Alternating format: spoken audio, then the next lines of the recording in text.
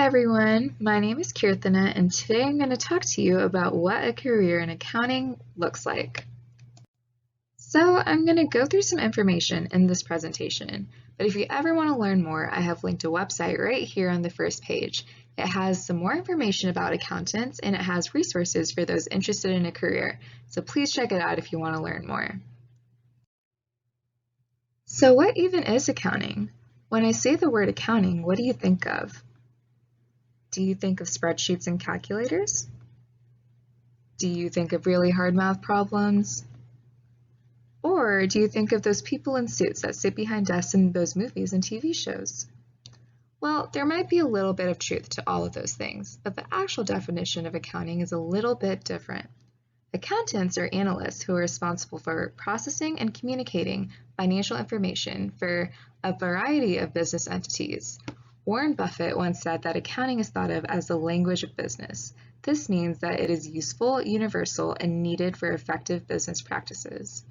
So just as you and I might want to learn French or Spanish, accountants learn this language of business in the work that they do.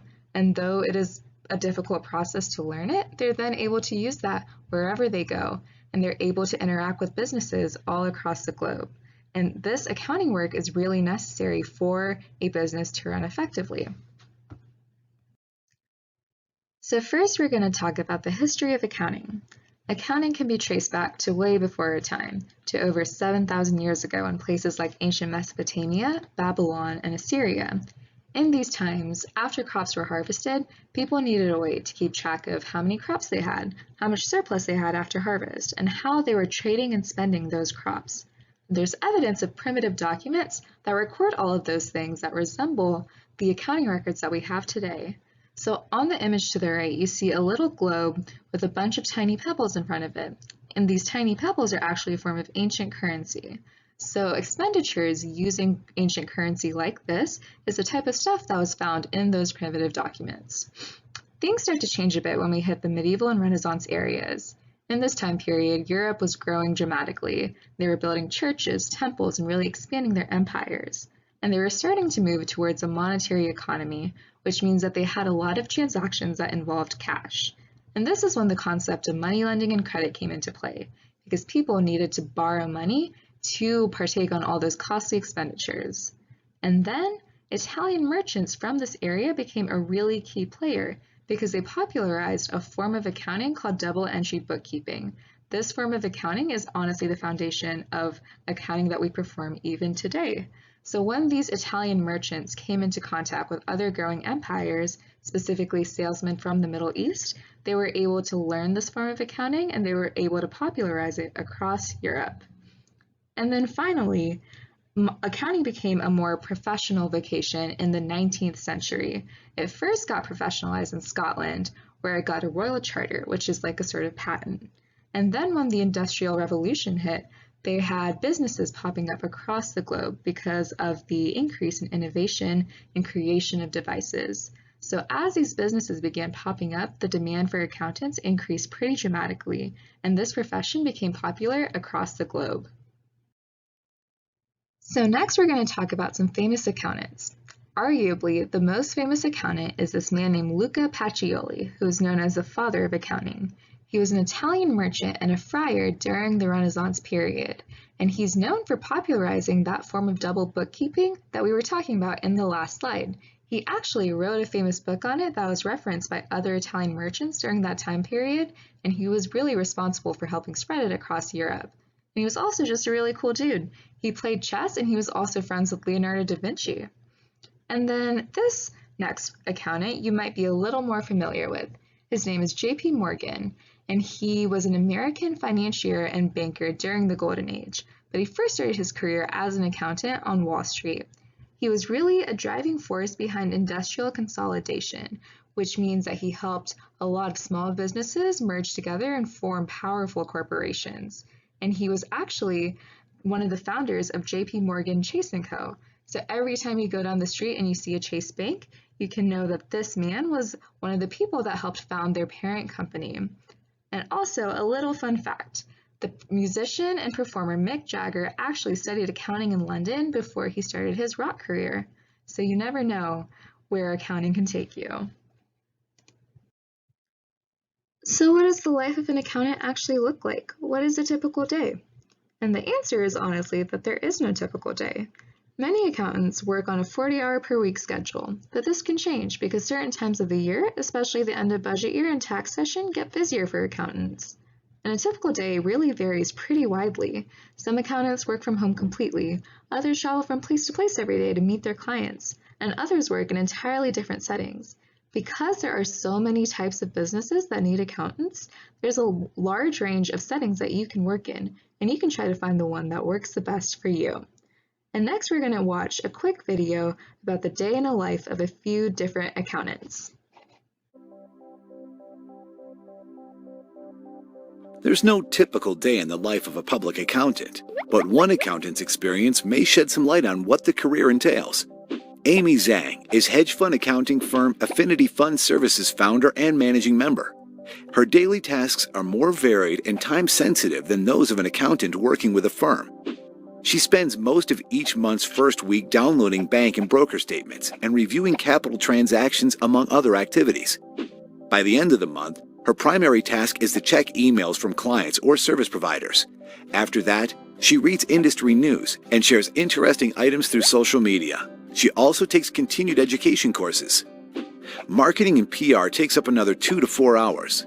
This involves attending hedge fund seminars and conferences once a week and meeting existing clients and referrals once a month. She also attends monthly board meetings at the San Francisco chapter of the California Society of CPAs, and she hosts a financial entrepreneur forum every other month. She usually works weekends by choice, but tax season's 10 to 12-hour days practically require it. Most of the time is spent on auditing and tax projects. All things considered, Amy's job lets her work with a variety of people while remaining focused on accounting. There is a variety of responsibilities and projects in an accountant's career. I'm going to go over a few examples of tasks that accountants complete in their day-to-day routine. Firstly, they examine financial statements to ensure their accuracy, and they can also help ensure that these statements and records comply with local laws, regulations, and standard protocols. They can also compute taxes owed for a business, prepare tax returns, and ensure prompt payment of taxes and fees. They can also improve business efficiency where money is concerned, and they can analyze and suggest recommendations to management on ways to improve that efficiency. They can also suggest ways to reduce costs, enhance revenues, and improve profits for the corporations. And lastly, they can also provide auditing, which is a form of financial examination service for businesses and individuals. These are just a few examples of the wide range of activities in an accountant's day-to-day life. Next, I'm going to go over a few key skills needed to become a successful accountant. The first skill I'm going to talk about is organization. Accountants sometimes juggle clients and deadlines while having to follow proper guidelines and protocols at all times. To be able to do this, accountants should have good organization skills. This helps them keep track of important projects and paperwork while also helping them avoid missing important deadlines. The next skill I'm going to talk about is critical thinking and analysis. Accountants deal with a lot of paperwork. They need to be able to sort through these detailed financial records, and they need those sharp critical thinking skills to be able to really pay attention and correct any errors they might find. They also need to be able to analyze these records to draw effective conclusions, interpret the data, and guide their client through the task. The next skill I'm going to talk about is adaptability. Accounting is a dynamic field. Standards, protocols, and guidelines might change more rapidly than you think. Being able to adapt to this changing environment is crucial to an accountant's success in the field. The next skill I'm going to talk about is time management. At certain times, accountants might be responsible for handling multiple tasks, assignments, or projects. To be able to carry all of these out to their full potentials, accountants need to be able to manage their time very well. And the last skill I'm going to be able to talk about is collaboration. Contrary to popular belief, accountants don't just sit alone behind their desks and work by themselves. They actually have to participate in team projects and collaborate with their colleagues.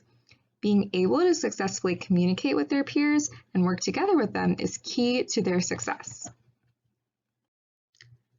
So what do you do for college if you're interested in a career in accounting? There's actually multiple degree programs involving accounting.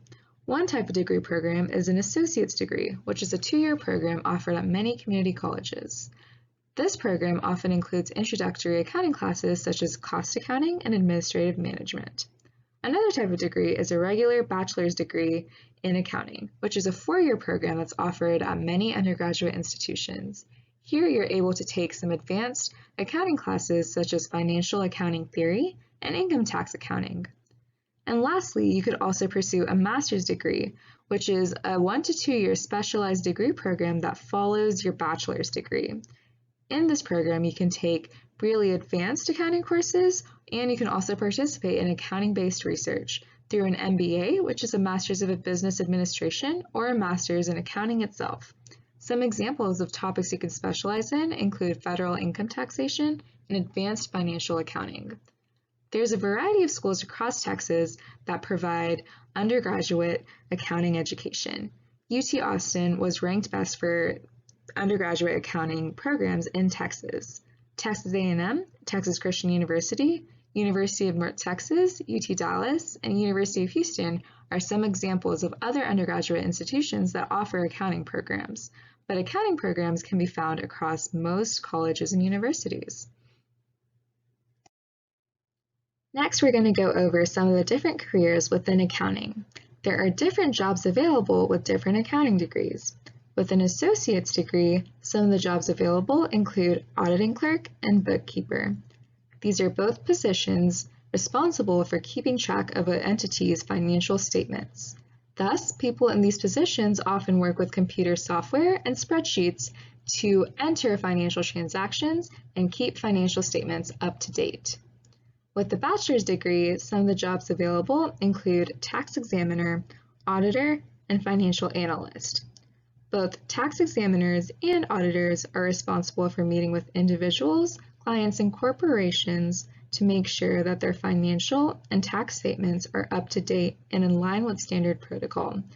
Financial analysts are responsible for processing and analyzing a company's financial statements in order to inform their subsequent business decisions. With a master's degree, some of the jobs available include management analyst and CPA, or certified public accountant. Management analysts analyze the operational efficiency of a company and make recommendations to improve that working efficiency. CPAs are individuals that have passed a licensing exam, and they are thus certified to work with the public and help guide clients to reach their financial goals. The median salary for all general accounting jobs is $71,500. But as you can see from the subsequent table, there are different salary ranges for different sectors within accounting. For example, the finance and insurance sector has a median salary of $76,440. However, the government sector has a median salary of $70,180. I hope this presentation has given you insight into the diversity and variety that exists within the field of accounting. If you're interested and you're wondering what you can do right now, I recommend that you focus and do well in your math and science courses. Not only are they super interesting, but they will teach you the skills that you need to become successful in this career in the future.